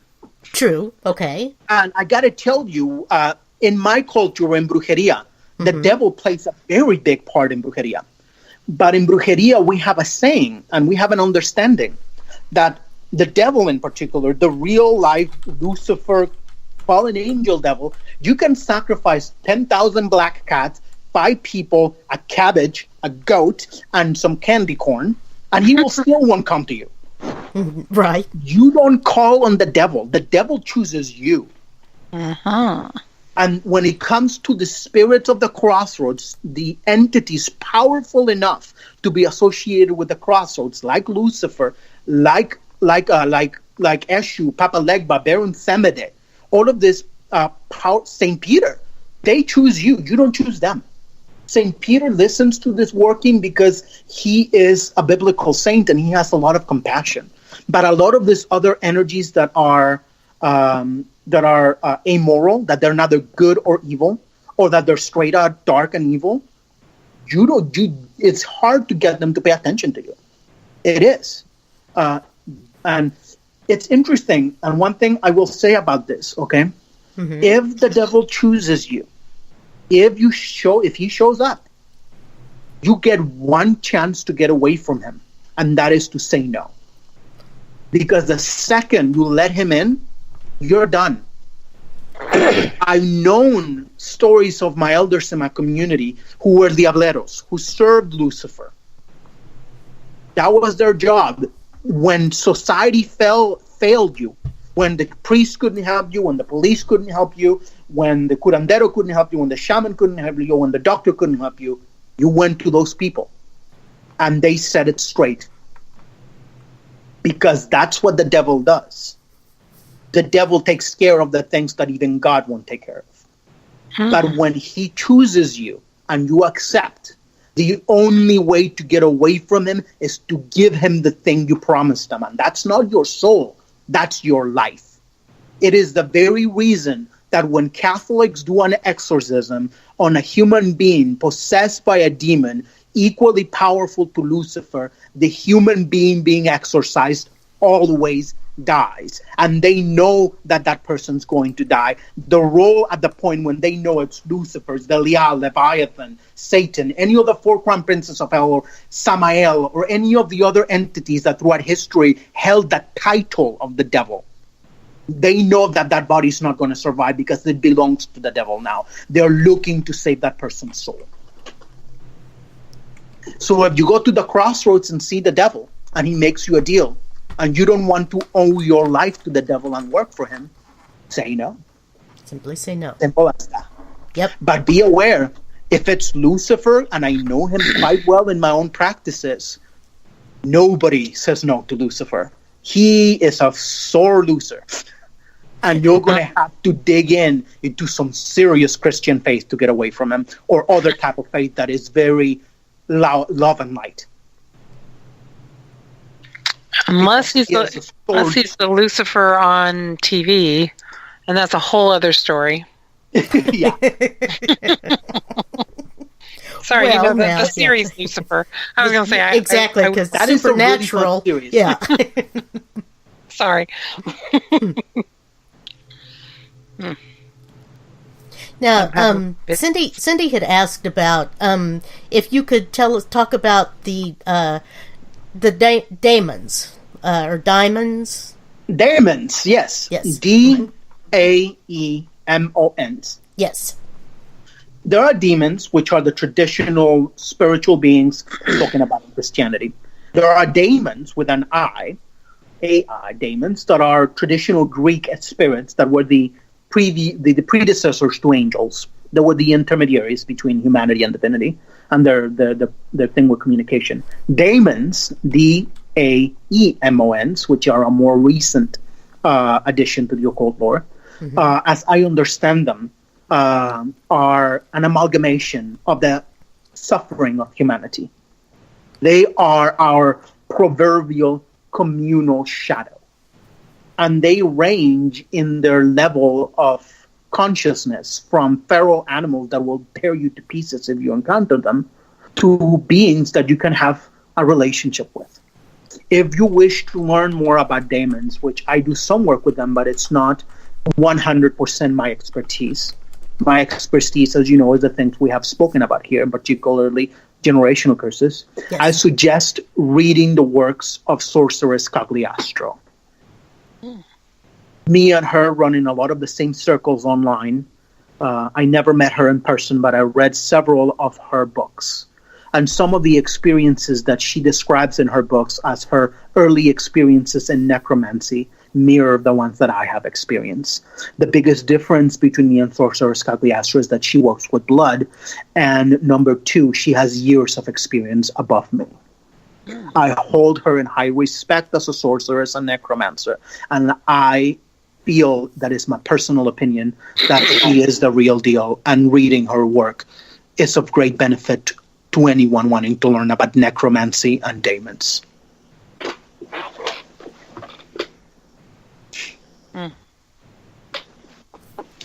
I am not the expert on the subject. I just do some work with them because I work with the dead so much. When you work with the dead as much as I do, daemons get naturally attracted to you because they start to think that you're dead too, because your spirit doesn't look, feel, or smell human anymore. It feels like a ghost or like a daemon itself, depending on how deep you go into working with the dead.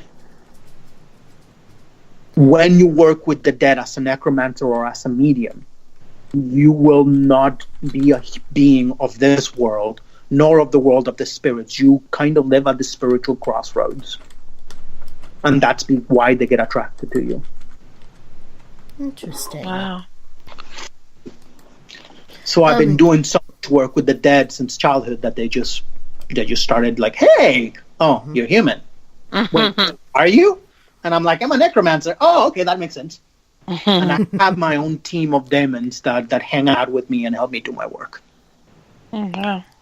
Now, Cindy's asking the spelling on the sorceress. Was it Cagliostro? Cagliostro with an R after the T. T-R-O, Cagliostro. Okay. Can you spell that, just the whole word? C-A-G-L-I-A-S-T-R-O.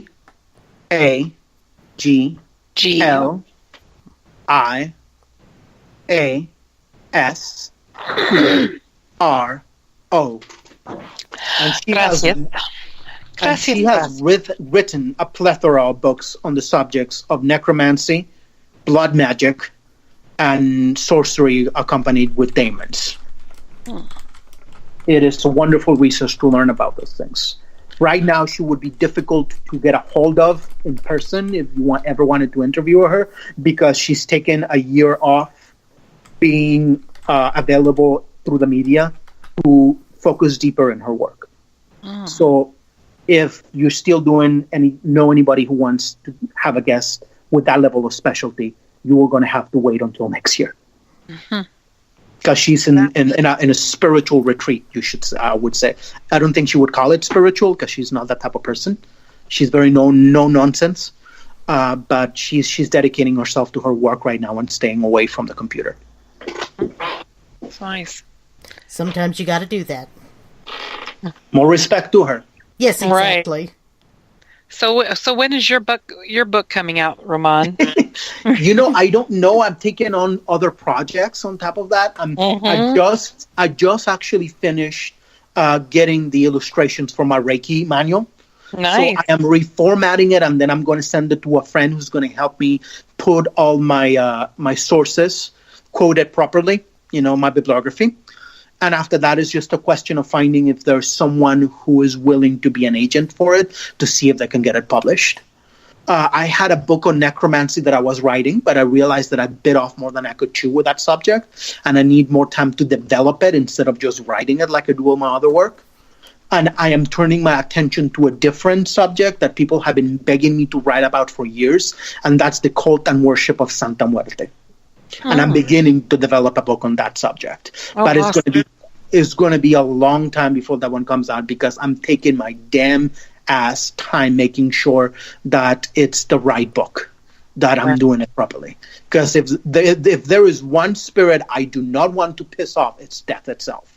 Right. True. Very true. Now, Cindy's asking, what makes one choosable by the devil? I guess we're kind of back to that crossroads question. I gotta tell you, haven't met the man personally. He is not only pride, but he is the very essence of temptation. Mm-hmm. The devil himself will not come to you as something horrible, scary, and terrifying that you want to run away screaming. He's going to be sin incarnate. He is going to be seduction incarnate. Mm-hmm. Last time the devil came to me trying to offer me something, I came within signing a contract of having my own internationally televised TV show in which I was the star. And I realized at that moment that being a TV star is not something that I'm suited for due to my own personal health, mental health diagnoses. I need more stability than that. Okay. Right. Mm-hmm. And he was not happy about that. So the devil would not come to you saying like a big horn evil monster that is going to eat you. He will offer you all of your dreams and things you always believed were out of your reach. There is that story in the Catholic Bible about Jesus going to meditate in the desert for 40 days and 40 nights just to figure out whether or not he wanted to go through with the crucifixion. And in that moment, Lucifer appears to him. And he takes them to the highest mountaintop of the world. And he says, you know that Father has given me all this. This world is mine. And look around. And he showed them all of the empires of the earth and everything that existed. And he says, all of this will be yours. You will live forever as the king that I was supposed to be if you would go against the will of God and refuse to be crucified. Simply bow down to me. That is the epitome of the devil that comes to you at the crossroads. He will promise you things you want so desperately. Jesus Christ blessed him in all the power that he had. He was still the Son of Man. He was still a human being who was happening to at the same time be divine. He had to be terrified at the idea of being crucified, at least his human half. Mm-hmm. And the devil almost took all of that away and gave him everything. So how do you know? How do you do it? With an incredible amount of will. Because any time that the devil shows up is your will against theirs. In the religion of the ancient Egyptians, it is said that the door that is closed, that divides the temple from the outer temple into the inner sanctum of the goddess Isis, where Isis herself lives, is closed by an iron deadbolt. And that deadbolt in Hellenized Egypt was known as the finger of Set. In Egyptian mythology, Set was the mirror of very similar to Lucifer. Yes. Mm-hmm. And it is said that no one can know the mysteries of the goddess unless they learn to move the finger of Set out of the way. Interesting. Very interesting. Wow. I don't know about you, Wendy, but I feel a little drained. I laid a lot of really, really serious deep stuff on Yalton.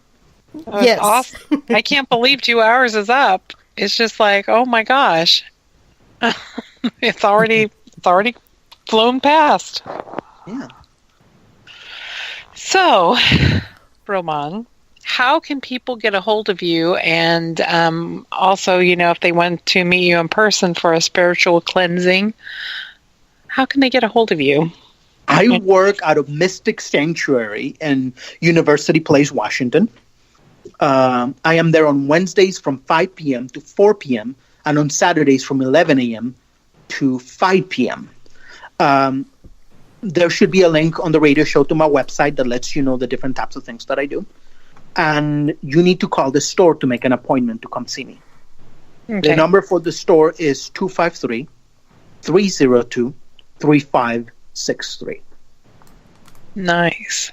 And my prices, depending on the service, range between $30 to 15 minutes, up to the $150 for a full hour's work, depending on the length of the work and the type of work that I'm doing for you.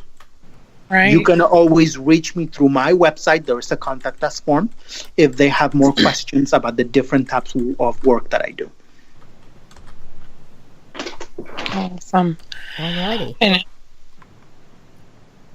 Well, did you have something else, June? I didn't want to interrupt. No, I'm just processing everything in my head here, so it's like just processing a lot. But okay. Well, thank you so much, Roman. Yes, for thank you. Fantastic show. Very informative, and I feel empowered, actually. Well, that's the bulk of what I do. I don't do conjure for other people. I don't cast spells for you. I don't do the work for you. When people come to see me for a full consult in conjure, I will do the healing work, and I will teach you how to finish it yourself. Nice. So don't come to me asking me to get you a new job, to break up your toxic relationship. No. I will help you heal, and you fix your own damn life. Nice. I'm just there to empower you and support you so you can get the job done. Give you the tools to help yourself out of your own hole.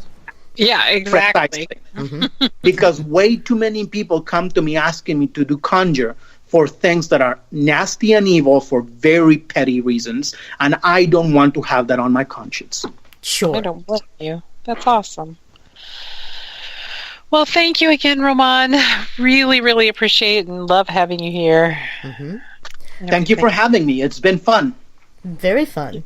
Thank Carly with the Crimson Cloak Publishing Network, who lets us thank you, Carly, run our show here. And Roman, she is also, we can set you up with the publisher right there. So it's mostly self-publishing, but with a little help from her company.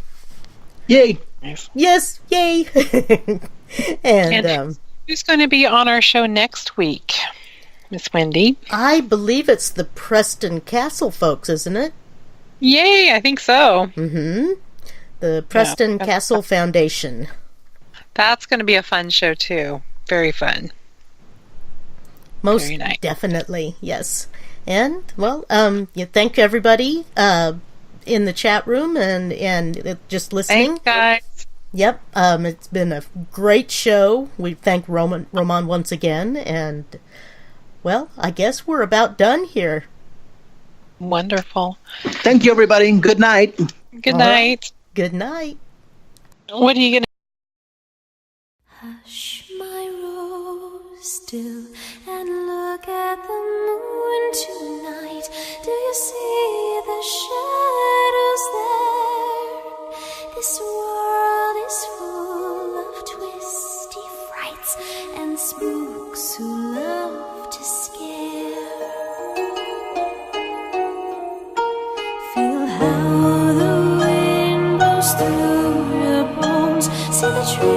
treetops shake and shiver, just like the wind we take to flight and make the groan and quiver.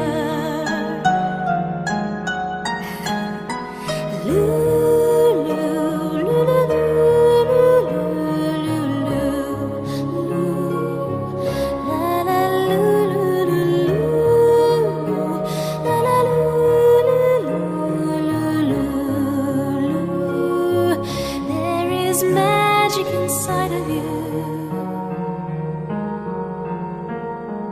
Hush, my rose, still, and watch as they fly away with the moonlight on their wings. You'll join their merry haunt someday. Hear how they howl and sing.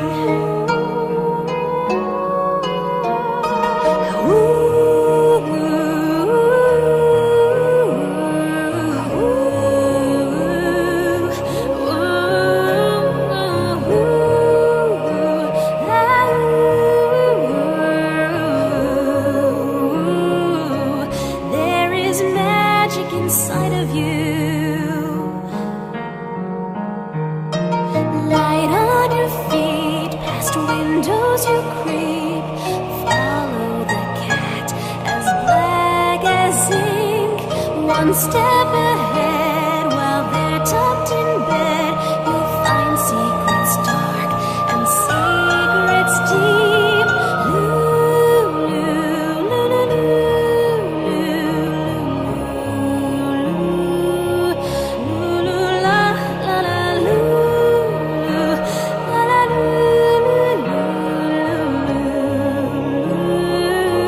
There is magic inside of you.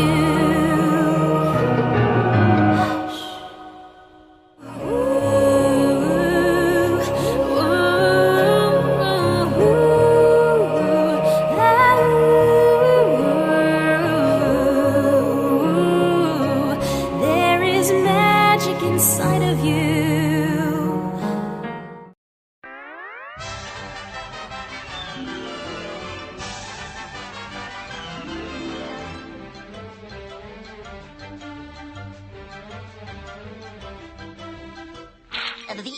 That's all, folks.